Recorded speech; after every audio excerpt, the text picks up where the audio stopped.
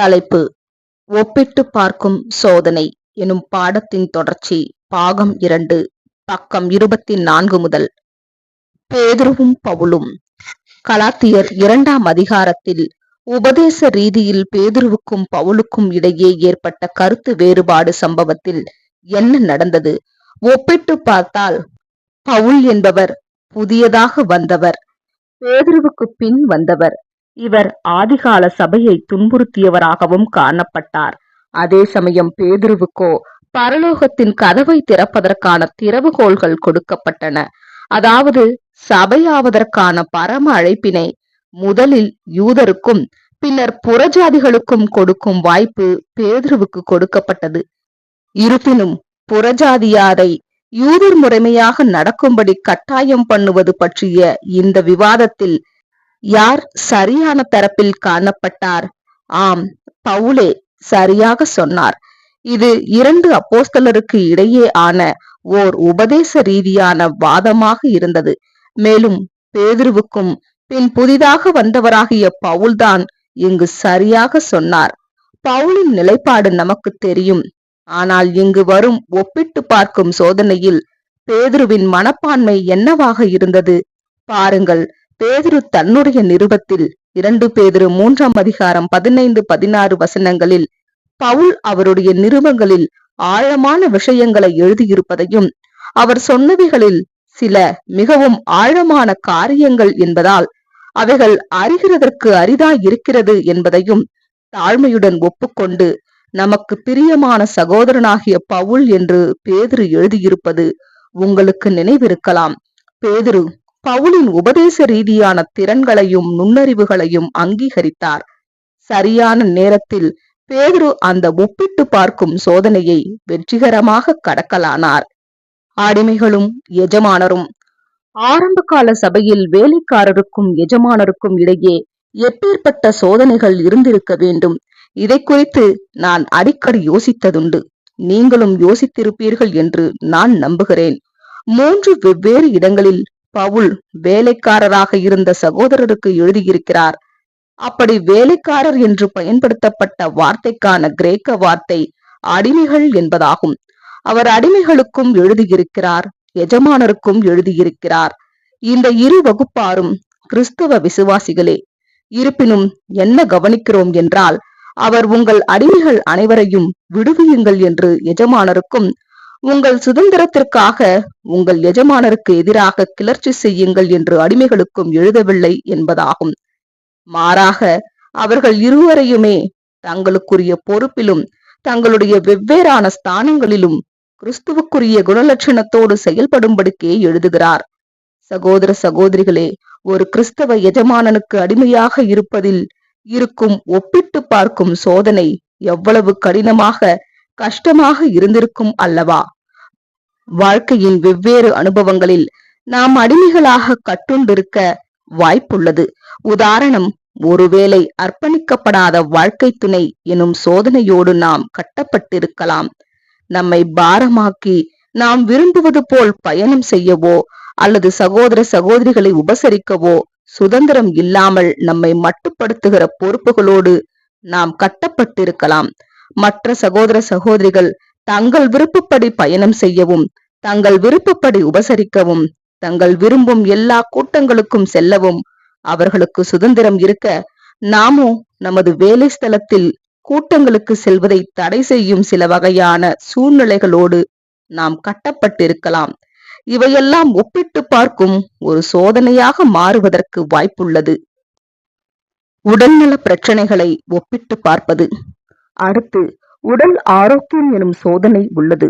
அப்போஸ்தலனாகிய பவுல் குறித்து அவனுடைய சரீரத்திலிருந்து உருமால்களையும் கச்சைகளையும் கொண்டு வந்து வியாதியஸ்தர்கள் மேல் போட, வியாதிகள் அவர்களை விட்டு நீங்கி போயின என்று அப்போஸ்தலர் 19ஆம் அதிகாரம் 12ஆம் வசனத்தில் நாம் வாசிக்கிறோம்.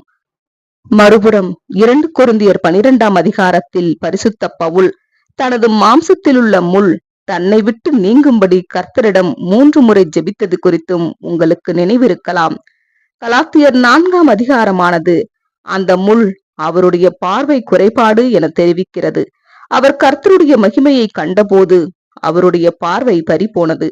அவருக்கு மீண்டும் பார்வை கிடைப்பதற்கு ஓர் அற்புதம் தேவைப்பட்டது. இது அவருடைய மாம்சத்தில் ஒரு முள்ளாக காணப்பட்டது.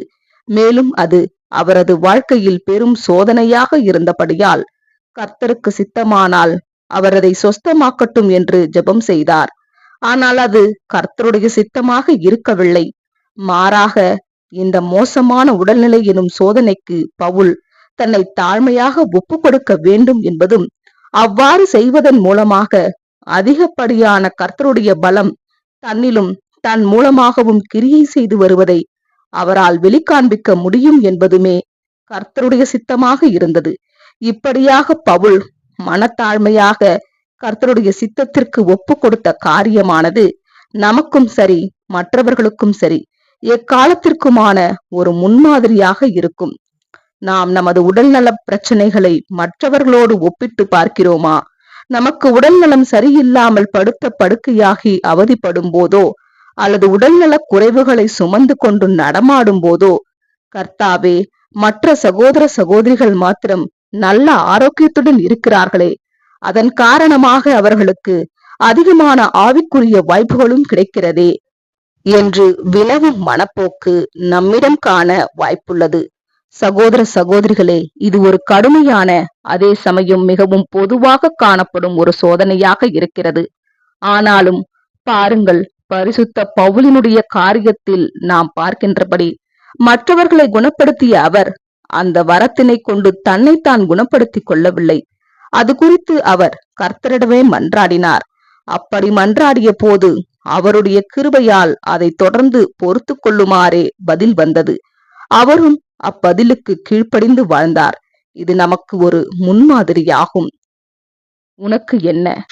இப்போது நாம் யோவான் 21 அதிகாரம் 18 முதல் 22 வரையிலான வசனங்களை வாசிக்கலாம்.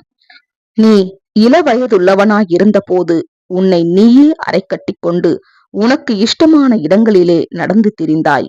நீ முதிர் வயதுள்ளவனாகும் போது உன் கைகளை நீட்டுவாய், வேறொருவன் உன் அறையை கட்டி உனக்கு இஷ்டமில்லாத இடத்துக்கு உன்னை கொண்டு போவான் என்று மெய்யாகவே மெய்யாகவே உனக்கு சொல்லுகிறேன் என்றார். இன்னவிதமான மரணத்தினாலே அவன் பேதுரு தேவனை மகிமைப்படுத்த போகிறான் என்பதை குறிக்கும்படியாக இப்படி இயேசு சொன்னார். அவர் இதை உனக்கு சொல்லிய பின்பு அவனை, அதாவது பேதுருவை நோக்கி, என்னை பின்பற்றி வா என்றார். பேதுரு திரும்பி பார்த்து இயேசுவுக்கு அன்பாயிருந்தவனும் ராபோஜனம் பண்ணுகையில் அவர் மார்பிலே சாய்ந்து, ஆண்டவரே, உம்மை காட்டிக் கொடுக்கிறவன் யார் என்று கேட்டவனுமாகிய சீஷன் பின்னே வருகிறதை கண்டான். அவனை கண்டு பேதுரு இயேசுவை நோக்கி, ஆண்டவரே, இவன் காரியம் என்ன என்றான். அதற்கு இயேசு, நான் வரும் அளவும் இவன் இருக்க எனக்கு சித்தமானால் உனக்கென்ன? நீ என்னை பின்பற்றி வா என்றார். இவைகளையெல்லாம் அன்று காலை கலிலேயா கடற்கரையில் நடந்தவைகளாகும். பேதுருவுக்கு 3 கடிந்துரைகள் கிடைத்தன. இறுதியாக கர்த்தரிடத்தில் சமாதானம் பெற்றுக்கொண்டார்.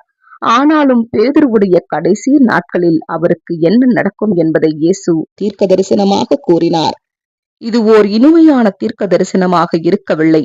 அவர் தனது முதுமையில் சிறையில் அடைக்கப்பட்டு கொடிய மரணம் அடைவார் என்று சொல்லப்பட்டது. இருப்பினும் அது தேவனை மகிமைப்படுத்தும் மரணமாகவே இருக்கும் என்றும் சொல்லப்பட்டது. அவர் இறுதி வரை உண்மையுள்ளவராக இருப்பார் என்பதையே அது காண்பித்தது.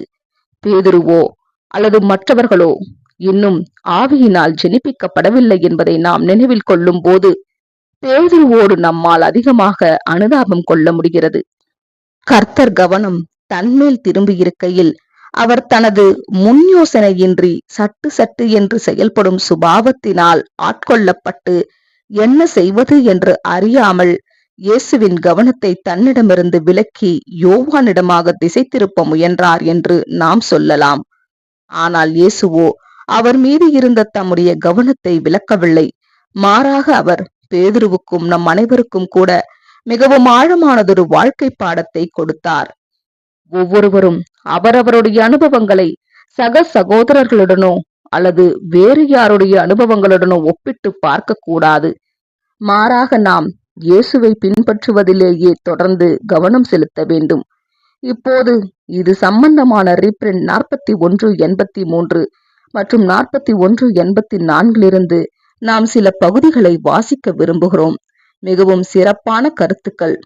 உனக்கென்ன, நீ என்னை பின்பற்றி வா எனும் கிளை தலைப்பின் கீழாக காணப்படுகின்றன.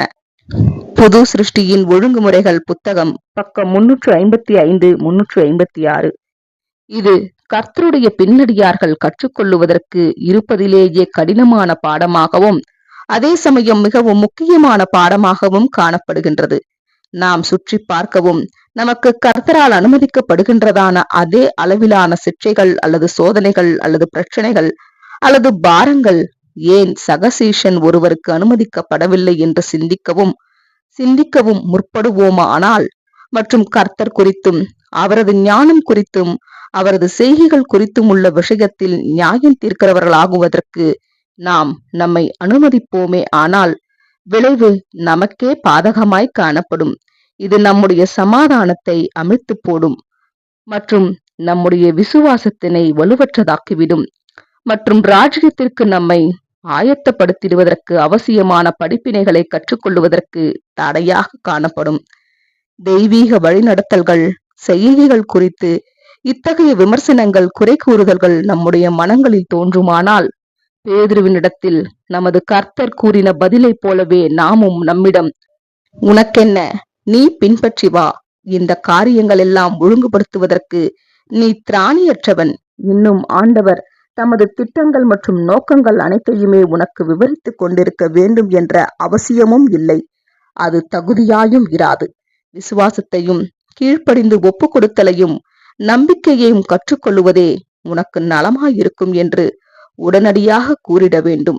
நம்மில் எந்த 2 பேரும் ஒரே மாம்ச சுபாவத்தினை கொண்டிருப்பவர்கள் அல்ல. ஆகையால் கர்த்தருடைய கரத்தினின்று ஒரே மாதிரியான பயிற்சியினை அவசியமாய் பெற்றிருப்பவர்களாக எந்த 2 பேரும் காணப்படுவதில்லை. நாம் அவரது ஞானம் மற்றும் அன்பின் மீது நம்பிக்கை கொண்டிருக்கின்றோம்.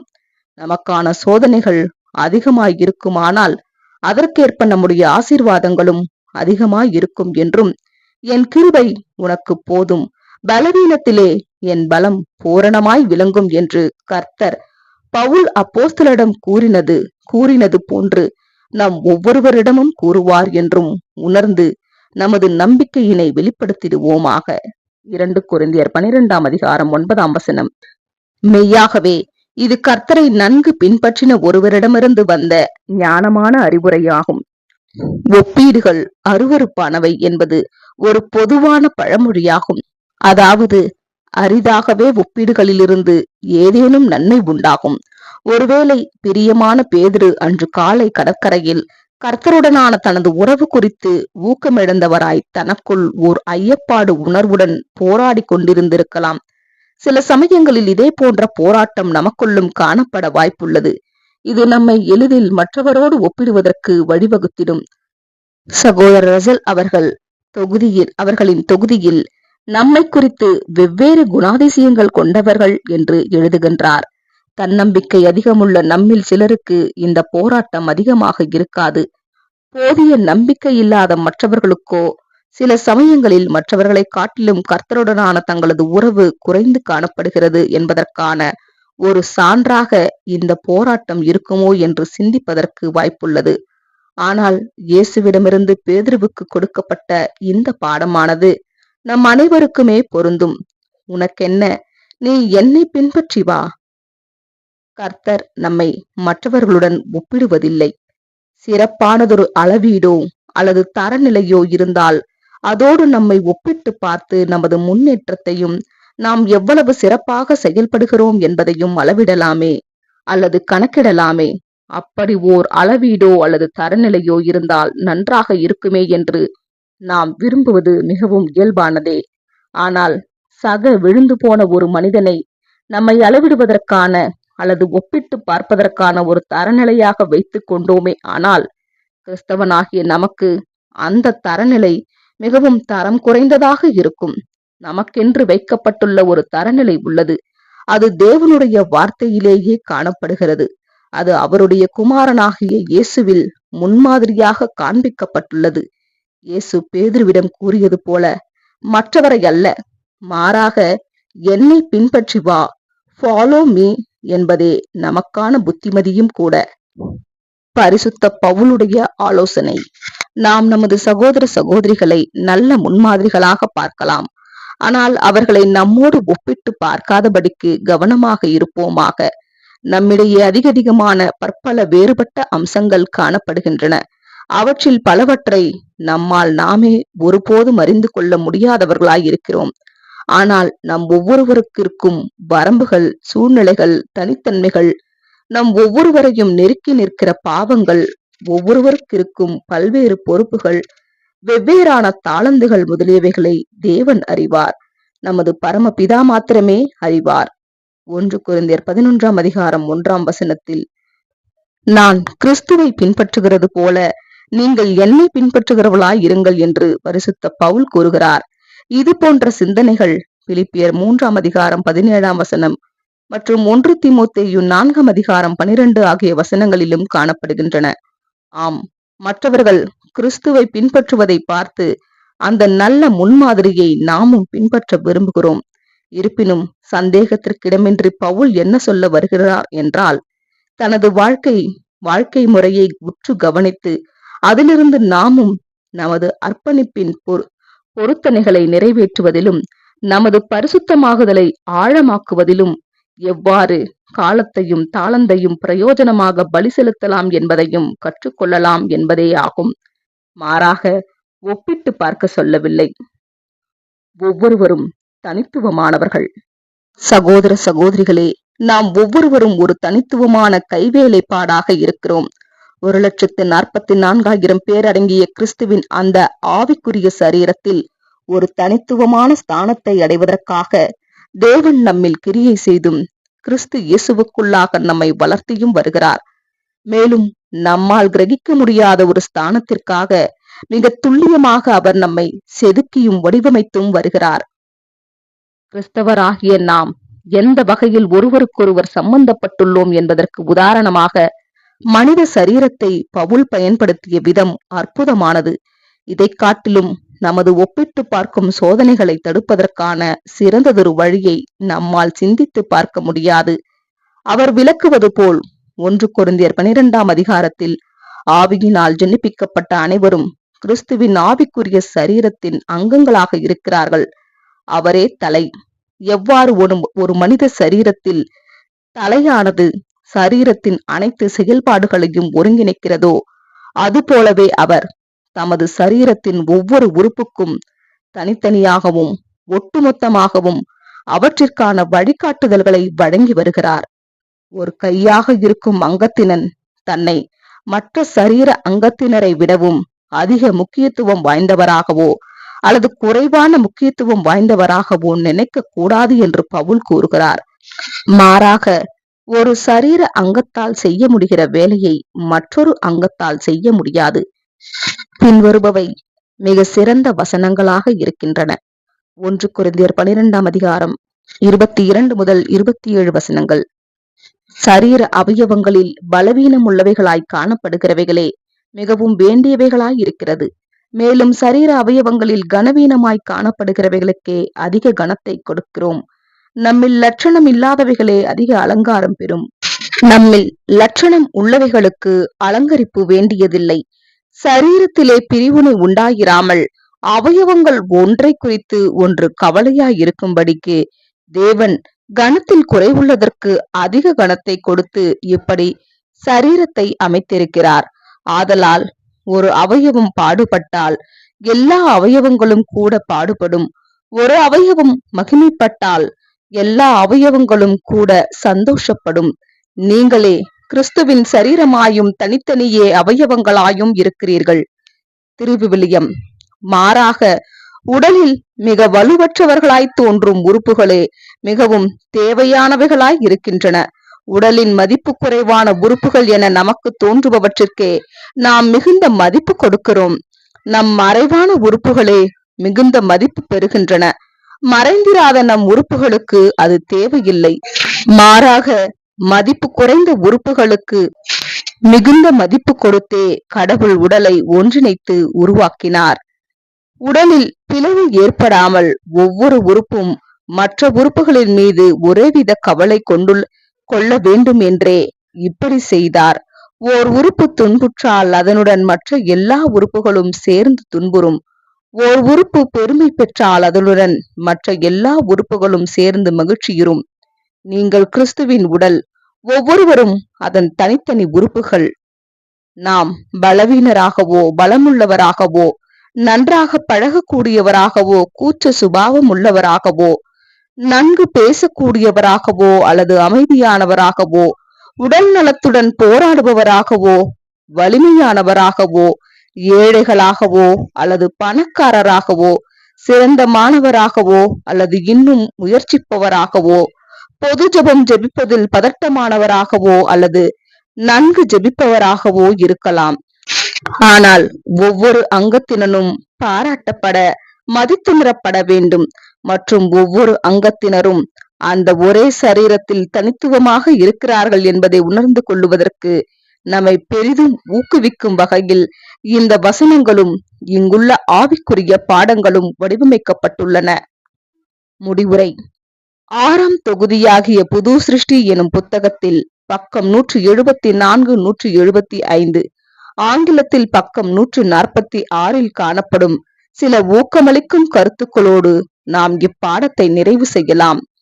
நமக்கு விரோதமான சந்தர்ப்பம் கிடைக்க வேண்டும், நம்மை கடுமையாக நியாயம் தீர்க்க வேண்டும் என்று ஆண்டவர் விரும்புகிறார் என்று நாம் நினைக்க கூடாது. ஆனால் இன்னொரு பக்கம் நாம் இன்னும் பாவிகளாயிருக்கையில் நம்முடைய மீட்புக்காக வழி செய்யும் அளவுக்கு அவருடைய நன்மையும் கிருபையும் இருந்தது என்பதை நாம் நினைவில் கொள்ள வேண்டும். நிச்சயமாக நாம் அவருடைய பிள்ளைகளாகி ஆவியினாலே ஜெனிப்பிக்கப்பட்ட பின்னர் மாம்சத்தின்படி அல்லாமல் ஆவியின்படி அவருடைய வழிகளில் நடக்க நாடும் போது நம்முடைய சிறப்பான முயற்சிகள் தட்டு தடுமாறி ஏறெடுக்கப்பட்டாலும் கூட இப்படிப்பட்ட நேரங்களில் நாம் மற்றவர்களைப் போல கோபாக்கினையின் பிள்ளைகளாக இருந்த போதிருந்ததை காட்டிலும் இப்போது அவரது அன்பு இன்னும் ஏராளமாய் இருக்க வேண்டும். ஒரு நல்ல பூலோக தகப்பன் தன்னுடைய பிள்ளைகளுக்கு இறங்குவது போன்று தேவனும் தம்மிடம் பயபக்தி காட்டுகிறவர்களுக்கு இறங்குகிறார் என்பதை நாம் நினைவில் கொள்ள வேண்டும். நம்முடைய சிறந்த பூலோக நண்பர்களையும் அவர்களுடைய இரக்கம், அன்பு, மனதுருக்கம் ஆகியவற்றை மனதிற்கொண்டு இதற்கு இணையாக ஒன்றை வைத்து பார்க்கும் போது தேவனுடைய சிருஷ்டிகளில் மிக சிறந்தவர்கள் காட்டும் இரக்கம், அன்பு, மனதுருக்கத்தை காட்டிலும் தேவன் அதிக அன்பும் உண்மையும் உள்ளவராய் இருப்பதை காணலாம். இப்பேற்பட்ட விசுவாசத்தை, நம்பிக்கையை அவர் வரவேற்கிறார், அதற்கு வெகுமதியும் அளிக்கிறார். ஆரம்பத்தில் ஆண்டவரிடம் வரும்படியாக போதுமான அளவு விசுவாசம் பெற்றிருந்த அனைவரும் அவர்கள் விருப்பப்பட்டால் அவரிடத்தில் அனுதினமும் அவர்களுடைய சோதனைகளோடும் கஷ்டங்களோடும் குறைபாடுகளோடும் வருவதற்கு போதுமான அளவு விசுவாசம் உள்ளவர்களாக இருக்கிறார்கள். ஆம், நம்முடைய பரமபிதாவும் நம்முடைய கர்த்தராகிய இயேசுவும் நாம் வெற்றி பெற வேண்டும் என்றே விரும்புகிறார்கள். நாம் ஒவ்வொருவரும் தனித்துவமாகவும் அவரது சாயலிலும் அவருக்கு மகிமை சேர்க்கும் வண்ணமாகவும் இருக்க வேண்டும் என்றே எதிர்பார்க்கிறார்கள். கிறிஸ்து எனும் உன்னத தரநிலையோடு நம்மை ஒப்பிட்டு பார்த்து தேவன் நம்மிடம் எதிர்பார்க்கும் அந்த உன்னத சாயலை அடைய முழுமையாக முயற்சிப்போமாக. தேவன் தாமே நம் அனைவரையும் ஆசீர்வதிப்பாராக. ஆமேன். கூடுதலான சத்திய கருத்துக்கள். எவ்வாறு ஒப்பிட்டு பார்க்கும் சோதனையை சரியாக கையாள்வது? சகோதரர் ரசல் அவர்களுடைய எழுத்துக்களிலிருந்து எடுக்கப்பட்ட சில ஆலோசனைகள். Reprint number 5842. மனத்தாழ்மையினாலே ஒருவரையொருவர் தங்களிலும் மேன்மையானவர்களாக எண்ண கடவீர்கள். பிலிப்பியர் 2ஆம் அதிகாரம் 3ஆம் வசனம் என்கிற பரிசுத்த பவுலினுடைய கட்டளையை நாம் எந்த விதத்தில் புரிந்து கொள்ள வேண்டும்? இவ்விதமாய், அதாவது கர்த்தருடைய ஜனங்களில் இருவராகிய யாரேனும் ஒன்று போல் இருப்பதில்லை என்பதை நாம் உணர்ந்து கொள்ள வேண்டும். இந்த விஷயத்தில் சரியான பார்வை இருக்கும் பட்சத்தில் நாம் நம்முடைய சொந்த தாளந்துகளை குறித்து தாழ்மையாகவே எண்ணுவோம். நாம் இவ்வாறாகவே எண்ணலாம், அதாவது என்னிடம் என்னென்ன பண்பும் தாளந்தும் குணமும் காணப்படுகிறது, அதற்கேற்றாற்போல் நான் கர்த்தருக்கு கணக்கொப்புவிக்க வேண்டி இருக்கிறது. என்னுடைய சகோதரன் அல்லது என்னுடைய அயலானை காட்டிலும் எனக்கு அதிகமாய் உள்ளது என நான் எண்ணும் தாளந்தை என்னால் முடிந்த மட்டும் உண்மையாய் பயன்படுத்துகிறேனா என யோசிக்கிறேன். என்னிடத்தில் இருப்பதை காட்டிலும் அவர்களிடம் குறைவாக இருந்தாலும் என்னிடத்தில் இருப்பதை நான் பயன்படுத்துவதை காட்டிலும் அவர்கள் தங்களிடம் இருக்கும் அனைத்தையும் வெற்றியடைய வேண்டும் என்ற உறுதியான நோக்கத்தோடு பயன்படுத்தி கொண்டிருக்கலாம்.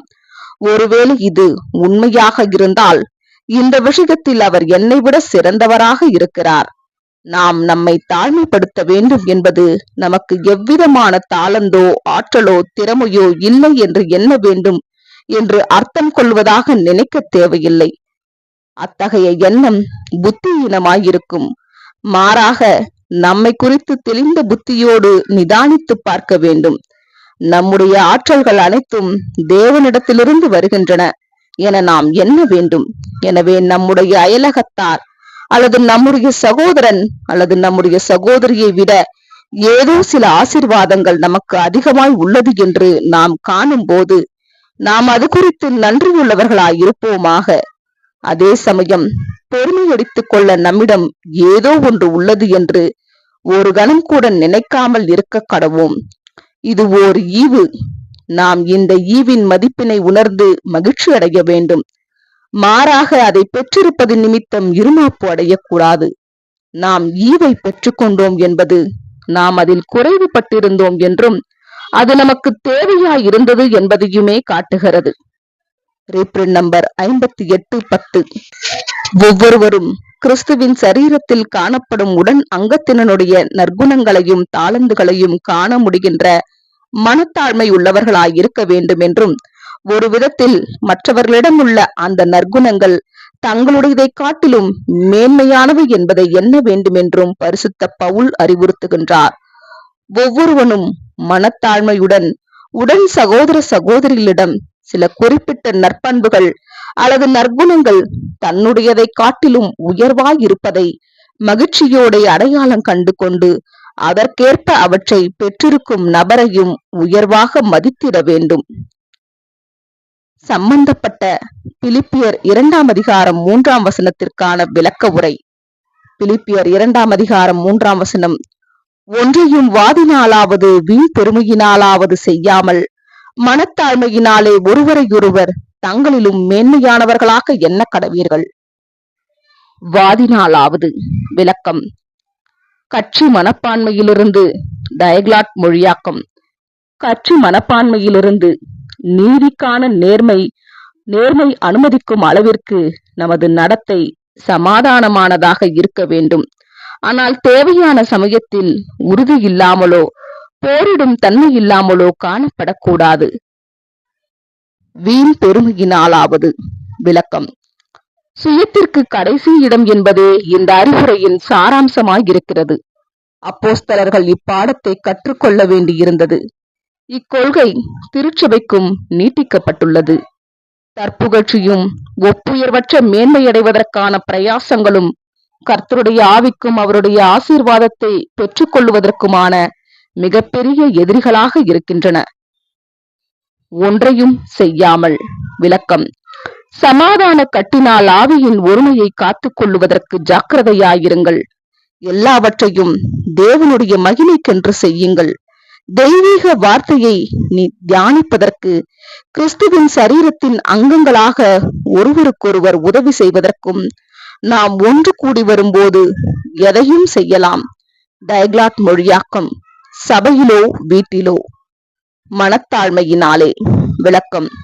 தாழ்மை பணிவு. டயக்லாட் மொழியாக்கம். தாழ்மையில்லாத எவரையும் தேவனால் உயர்த்த முடியாது. அடிபணிந்திருப்பது விசுவாசத்தை குறிக்கிறது. அவருடைய பரந்த மேற்பார்வையான வழிகாட்டுதலை நாம் அனுதினமும் எதிர்நோக்கி இருக்கிறோம். லூசிபர் மற்றும் தாயாகிய ஏவாள் ஆகியோரின் பெருமையின் விளைவாக ஏற்பட்ட தீமைகளையும் மறுபுறம் லோகோஸின் அழகிய முன்மாதிரியையும் கருத்தில் கொள்ளுகையில் மனத்தாழ்மை அடிப்படையானது என காண்கிறோம்.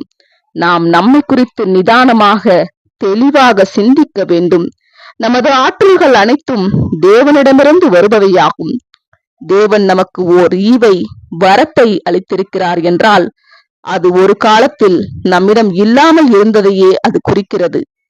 மிகவும் பணிவடக்கம் உள்ளவர்கள் மிகப்பெரிய ஆசிர்வாதத்தை பெற்றுக் கொள்ளுவார். நாம் உண்மையான முன்னேற்றம் அடைய வேண்டுமானால் மனப்பூர்வமாக உம்முடைய சித்தமே ஆக கடவது என்று சொல்லுபவர்களாக காணப்பட வேண்டும். இது ஒரு மனம் சார்ந்த பண்பாகும். மேலும் இதனை பெற்றிருப்பவர் தேவனை மாத்திரம் மதிப்புடன் பார்க்காமல் பூமிக்குரிய ஜீவிகளிடத்திலும் அவர்களிடம் உள்ள நற்பண்புகளையும் மதிப்புடன் பார்ப்பதற்கு இந்த பண்பு அவருக்கு உதவிடும். கர்த்தருடைய ஜனங்களில் சிலர் சத்தியத்தை பற்றியோ அல்லது சத்தியத்திற்கு ஊழியம் செய்யும் திறனை பற்றியோ பெருமைப்படலாம். இத்தகைய பெருமை மிகவும் சின்ன புத்தியையே குறிக்கின்றது. இது நம்மிடம் என்ன தாளந்துகள் இருக்கின்றன என்பது குறித்து அறியாமையில் இருப்பதை குறிக்கவில்லை. மாறாக எந்த ஒரு அபூர்ண மனிதனிடத்திலும் எல்லா பரிசுத்த ஆவியின் குணலட்சணங்களும் நன்கு அபிவிருத்தி அடைந்த நிலையில் இருக்கும் என்று எதிர்பார்க்க முடியாது என்பதே காரியமாகும். என்னதான் மனத்தாழ்மையுடன் பிறந்திருந்தாலும் கூட, அதாவது அது ஒரு சுபாவமாகவே ஒருவருக்குள் இருந்தாலும் கூட, அவர் இருமாப்பையும் பெருமையையும் உள்ளே வரவிடாமல் ஜாக்கிரதையாக இருக்க வேண்டும். கிறிஸ்தவ மனத்தாழ்மையானது மிக முக்கியமான குணலட்சணங்களில் ஒன்றாக இருக்கின்றது. இதனை நாம் தொடர்ந்து வளர்ச்சியடைய செய்ய வேண்டும். தங்களிலும் மேன்மையானவர்களாக. விளக்கம்: மிக முக்கியமானவராக, உங்களிலும் சிறப்பாக செயலாற்றுபவராக. டயக்லாட் மொழியாக்கம்: நாம் நம்முடைய சொந்த குறைபாடுகளையும் மற்றவர்களிடம் உள்ள நல்ல குணங்களையும் கண்ணோக்குவோமே ஆனால் நாம் மற்றவர்களை மேன்மையானவர்களாக எண்ணுகிறவர்களாக இருப்போம். பரிசுத்த தன்மையில் பெரியவர்களாக கனம் பண்ணுகிறதிலே ஒருவருக்கொருவர் முந்திக் கொள்ளுங்கள். ஒருவரையொருவர் என்ன கடவீர்கள். விளக்கம்: மற்றவர்களிடம் உள்ள நற்குணங்களை பகுத்தறிந்து கொள்ளுவது, மற்றவர்கள் தங்களை விட எங்கே உயர்ந்திருக்கிறார்கள் என்று தெரிந்து வைத்துக் கொள்ளுவது, கர்த்தருடைய நோக்கத்தின் நலன்களை கருத்தில் கொண்டு சுயசித்தத்தை அல்லது பெருமையை புறக்கணித்து விட்டு ஒருவரையொருவர் மேன்மையானவர்களாக எண்ண கடவீர்கள். என்னிடத்தில் இருப்பதை காட்டிலும் அவர்களிடம் குறைவாக இருந்தாலும் என்னிடம் இருப்பதை நான் பயன்படுத்துவதை காட்டிலும் அவர்கள் தங்களிடம் இருக்கும் அனைத்தையும் வெற்றியடைய வேண்டும் என்ற உறுதியான நோக்கத்தோடு பயன்படுத்தி கொண்டிருக்கலாம் என்று நாம் உயர்வாக சிந்திக்கலாம். தேவன் நம்மை உயர்வாக கருதுவதை காட்டிலும் அந்த சகோதரனை இன்னும் உயர்வாக கருதலாம். தேவன் அந்நபரை ஒரு குமாரனாக கையாளுவதால் நாமும் அவரை அவ்வண்ணமாகவே மதித்து நடத்த வேண்டும். நம்முடைய சொந்த நற்குணங்களை விடவும் மற்றவர்களுடைய நற்குணங்களை கருத்தில் கொள்ளுவது நாம் பொறாமைப்படக்கூடாது. நம் சகோதரனை சகோதரியை குறித்து நன்மையாக பேச முடியாவிட்டாலும் கூட தீமை பேசாதிருப்போமாக. ஏனெனில் தேவன் சகலத்தையும் வெளிச்சத்திற்கு கொண்டு வருவார். உனக்கென்ன? நீ என்னை பின்பற்றி வா. இடது புறமோ வலது புறமோ பாராதே, சுற்றிலும் பாராதே. உன்னை நன்கு அறிந்தவரையே நோக்கிப்பார். என் மீதே உன் கண்களை பதியவை. நீ என்னை பின்பற்றி வா. உன் சகோதரனுடனோ அவனது உபத்திரவங்களுடனோ சோதனைகளுடனோ அவனது துன்பங்களுடனோ உன்னை ஒப்பிடாதே. என்னுடனே உன்னை ஒப்பிட்டுப் பார். நீ என்னை பின்பற்றி வா. நீ சிநேகிதனாக நினைப்பவன் உனக்கு தெரிந்ததை விடவும் அதிக செழிப்பாயிருந்தால் உனக்கென்ன? நீயோ என்னை முழுமையாய் நம்பு. நீ என்னை பின்பற்றி வா. உனது சகோதரனிடமிருந்து வேறுபட்ட அனுபவங்களும் பாடங்களும் உனக்கு என்ன தேவை என்பதை நான் அறிவேன். அதனால் நீ என்னுடனே நடக்க கற்றுக்கொள்வாயாக. நீ என்னை பின்பற்றி வா. மற்றவர்களிடம் அதிகமாக இருந்தால் உனக்கென்ன? நானே திராட்சை செடி, நீயும் அவர்களும் என்னில் நிலைத்திருக்கும் கொடிகள். நீ என்னை பின்பற்றி வா. நீ தவறாக சித்தரிக்கப்படுவாய், தவறாக புரிந்து கொள்ளப்படுவாய். நீயோ சோர்ந்து போகாதே. என் மீதே முழுவதுமாய் சாய்ந்து கொள். நீ என்னை பின்பற்றி வா. முற்றும் நான் உன்னை நன்கறிவேன். நீ ஜெயங்கொண்டு வெற்றி பெற என்ன தேவை என்பதையும் நான் அறிவேன். என்னிலே விசுவாசம் உள்ளவனாயிரு. நீ என்னை பின்பற்றி வா. என் நுகத்தை உன் மீது ஏற்றுக்கொண்டு நான் வழிநடத்தி கொண்டு போகும் அமர்ந்த தண்ணீர்கள் மற்றும் புல்லுள்ள இடத்திற்கு சென்று இவ்விதமாய் நீ என்னையே சார்ந்திரு. உன் சிலுவையை எடுத்துக்கொண்டு என்னை பின்பற்றி வா. பெற்றோர், பிள்ளைகள், வாழ்க்கை துணை, சிநேகிதர் என பூமியின் யாதொரு மனிதரை பார்க்கிலும் நான் உன்னை அதிகமாக அன்பு கூறுகிறேன். வா, எந்தனுக்காய் நீயும் ஜீவ பலியாக. T A. Blackwell. Saint Peter, servant and apostle of Jesus Christ எனும் புத்தகத்திலிருந்து எடுக்கப்பட்ட கவிதை. பக்கம் 115. 1 கொரிந்தியர் 12ஆம் அதிகாரம் 4 முதல் 6 வசனங்கள். வரங்களில் வித்தியாசங்கள் உண்டு, ஆவி ஒன்றே. ஊழியங்களிலேயும் வித்தியாசங்கள் உண்டு, கர்த்தர் ஒருவரே. கிரியையிலேயும் வித்தியாசங்கள் உண்டு, எல்லோருக்குள்ளும் எல்லாவற்றிலேயும் எல்லாவற்றையும் நடப்பிக்கிற தேவன் ஒருவரே. எபிரேயர் 12ஆம் அதிகாரம் 1ஆம் வசனம். ஆகையால் மேகம் போன்ற இத்தனை திரளான சாட்சிகள் நம்மை சூழ்ந்து கொண்டிருக்க, பாரமான யாவற்றையும், நம்மை சுற்றி நெருக்கி நிற்கிற பாவத்தையும் தள்ளிவிட்டு, விசுவாசத்தை துவக்குகிறவரும் முடிக்கிறவருமாயிருக்கிற இயேசுவை நோக்கி நமக்கு நியமித்திருக்கிற ஓட்டத்தில் பொறுமையோடே ஓடக்கடவோம். ஆமேன். இத்துடன் ஒப்பிட்டு பார்க்கும் சோதனைகள் எனும் புத்தகம் முடிவுற்றது. ஆமேன்.